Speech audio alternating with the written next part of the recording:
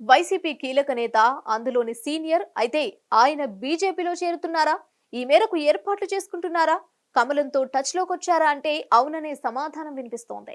ఏపీలో వైసీపీకి కోలుకోలేని దెబ్బ తగిలింది. ఎన్నికల్లో ఘోర ఓటమిని చవిచూసింది. మరోవైపు గత 5 సంవత్సరాలుగా వైసీపీ ప్రభుత్వ నిర్ణయాలపై టీడీపీ సర్కార్ ఊన సమీక్షిస్తోంది. దీంతో తమకు కేసులతో ఇబ్బందులు తప్పవని వైసీపీ నేతలు భయపడుతున్నారు. కంటి మీద కునుకు లేకుండా గడుపుతున్నారు.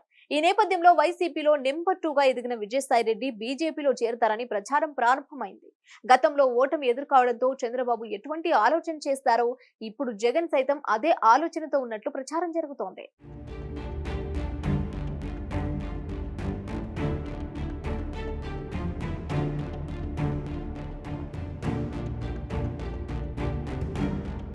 గత ఎన్నికల్లో అంటే 2019లో టీడీపీ ఓడిపోయింది. వైసీపీ 151 స్థానాల్లో విజయం సాధించింది. ఎన్నికలకు ముందు ఎన్డీఏను విభేదించారు చంద్రబాబు. మోడీ నాయకత్వాన్ని వ్యతిరేకిస్తూ కాంగ్రెస్ తో చేతులు కలిపారు. జాతీయ స్థాయిలో ప్రచారం కూడా చేశారు. కానీ ఆ ఎన్నికల్లో టీడీపీకి ఎదురు దెబ్బ తప్పలేదు. అయితే ఓటమి ఎదురైన తర్వాత తనకు ఇబ్బందులు తప్పవని చంద్రబాబు గ్రహించారు.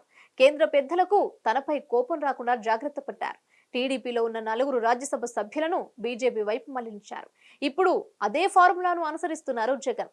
కొంతమంది రాజ్యసభ సభ్యులను బీజేపీ వైపు పంపించేందుకు ప్రయత్నిస్తున్నట్లు సమాచారం. అయితే అప్పుడున్న పరిస్థితుల్లో బీజేపీ ఇప్పుడు లేదు. దీంతో వైసీపీ ప్రయత్నాలు ఎంతవరకు వర్కౌట్ అవుతాయో చూడాలి.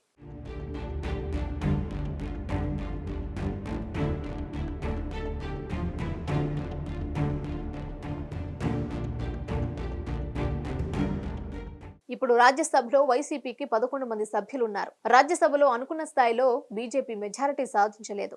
మూడోసారి అధికారంలోకి రావడంతో రాజ్యసభలో సభ్యులు కీలకం. అయితే మరో 6 నెలల్లో జరిగే రాజ్యసభ ఎన్నికల్లో పూర్తిస్థాయి మెజారిటీ బీజేపీతో పాటు ఎన్డీఏ భాగస్వామ్య పక్షాలకు వస్తుంది.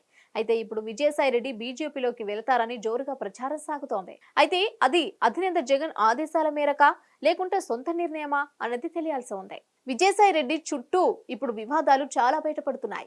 మద్యం కుంభకోణంతో పాటు విశాఖలో భూ ఆక్రమణలు వంటి వాటి విషయంలో విజయసాయిరెడ్డిపై ఆరోపణలు వెల్లువెత్తుతున్నాయి. దీంతో వైసీపీలో ఉంటే ఇబ్బందికర పరిస్థితులు తప్పవని ఆయన ఒక నిర్ణయానికి వచ్చినట్లు సమాచారం.